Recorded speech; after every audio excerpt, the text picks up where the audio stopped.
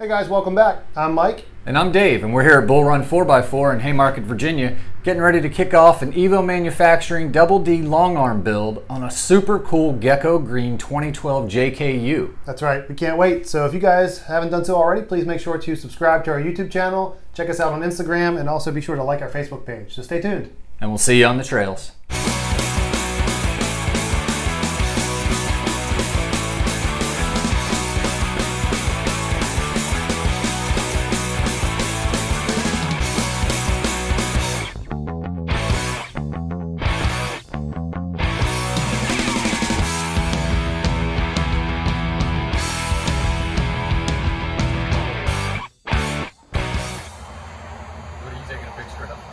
Taking a video.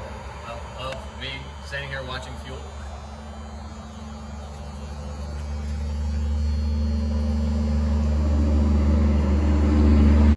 This is what happens when a customer brings you a full fuel tank and you have to drop the tank because you're doing a long arm kit install. Fun stuff. Good times. So first things first, we got to get this Jeep up in the air. Nick's going to go ahead and drop the axles, and then we're going to pull the fuel tank so we can start the disassembly process. Now that we have the axles out from underneath the Jeep, it's time to cut off all of the old control arm brackets.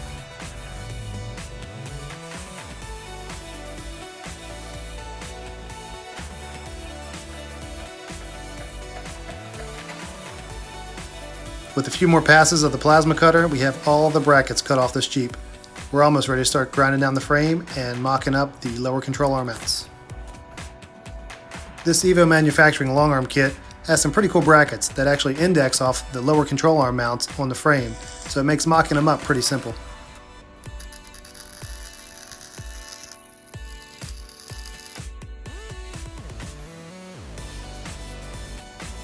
Once Nick got all the control arm brackets welded into place, it was time to go ahead and put the fuel tank back in the Jeep.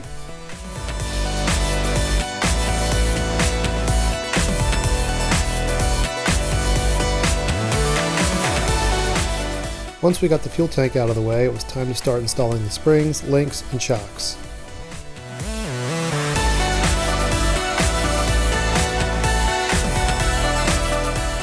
With everything installed, it's almost time to set the Jeep back on its own weight again.